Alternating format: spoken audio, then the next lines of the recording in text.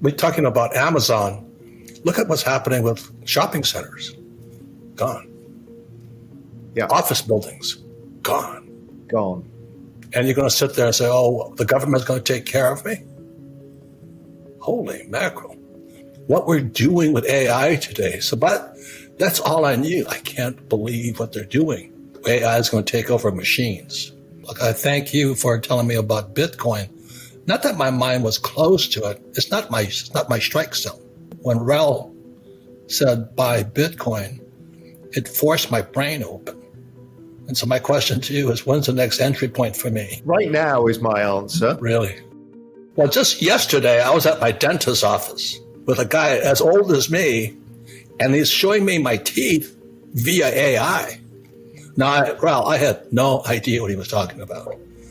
But he's an old guy, an old dentist. He was blown away. He says, these are just your teeth.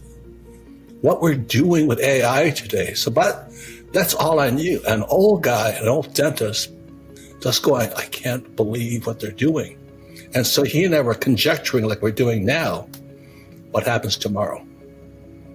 And what he said is that AI is going to take over machines.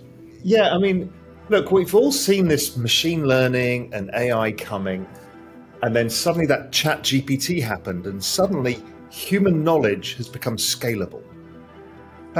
That is something, yes, books did that before, but not in the same way as this. It means we've got infinite knowledge accessible anywhere all the time in a way that we can't understand. So I think it's one of the most powerful technologies the world has ever seen. And when you hear people like Sam Altman talking about it, they don't even know how these things learn.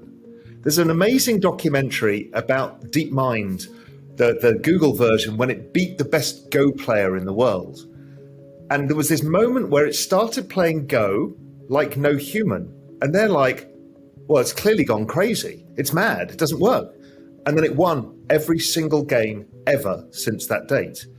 And it had learned itself how to play the game of Go in a way no human had ever done before, played moves that no human had done, and had strategies that they didn't know. And that's the same thing with AI now and these large language models. We don't even know what they know. All we know is what we can ask them. And that's kind of weird. It's like meeting somebody in a foreign language and you've only got some of the words, in Spanish to ask them a few questions. That's not the extent of their knowledge. It's the extent of our ability to question them. So there's that happening. And then, as you said, Robert, the applications at real world level outside of this chat GPT are growing everywhere. We're talking about Amazon. Look at what's happening with shopping centers. Gone. Yeah. Office buildings. Gone. Gone. And you're going to sit there and say, oh, the government's going to take care of me? Holy mackerel. Well, it goes back again, Rel, to Rich Dad Poor Dad, based upon two words, asset versus liability. What's an asset? What's a liability? It's called financial literacy. How do you define an asset and how do you define a liability? So when Wall Street defines an asset as a mutual fund, they go a little nuts. The question is, whose asset is it? Who's the counterparty there? So this piece of gold has no counterparty. That's why I call gold, silver, I call it God's money. It was placed here by God. They're on the periodic tables. Bitcoin is people's money. Because Wall Street, well, so far they can't mess with it that much. And so he goes into financial literacy definitions.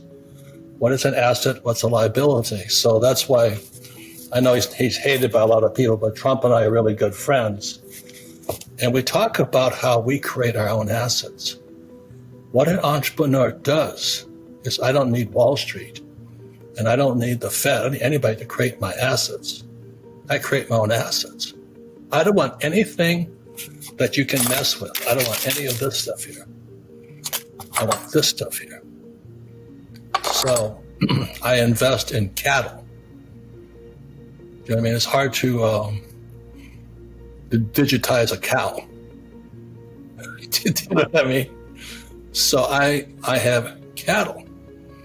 And then the way I make my money is when I was 15 years old, growing up in Hawaii, there was a dairy nearby.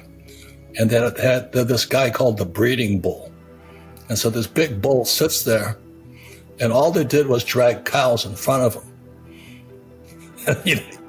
His only job was to do what every man wants to do, is be a breeding bull. So I'm 15 years old going, ooh, I want that job. So when this opportunity came up to buy a Japanese breeding bull, Wagyu bull, I said, oh, good, now I'm a Japanese breeding bull. So the Fed cannot print Wagyu bull semen. So I sell it. Does that make sense to you? Yeah, absolutely. Anything they cannot print, I'm in. I invest in oil. But I don't invoice, I used to work for Standard Oil as a third mate on their tankers. So I understand the oil industry.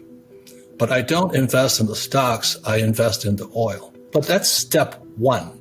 Step two, I thank you for telling me about Bitcoin.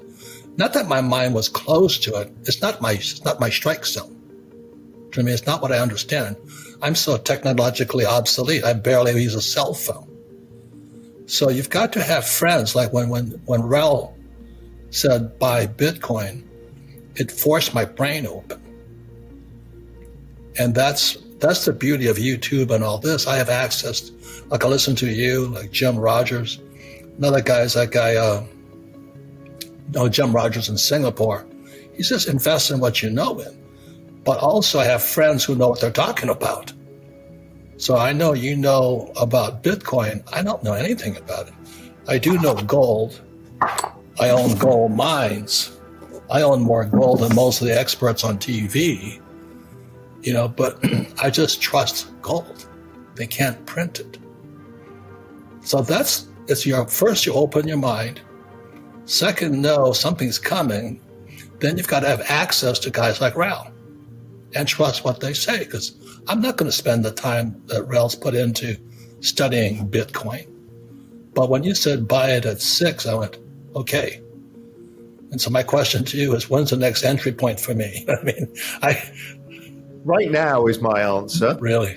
We're standing at the precipice where the machines are going to take more power in the world. Yeah.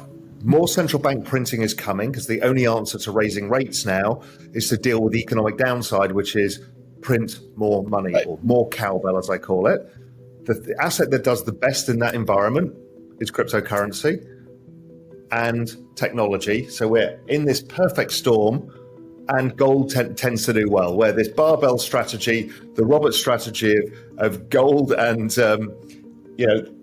hard assets that you can't recreate, versus technology plus crypto, I think kind of nails the best strategy. And then invest in yourself. The main thing is that asset, you need to make that one grow.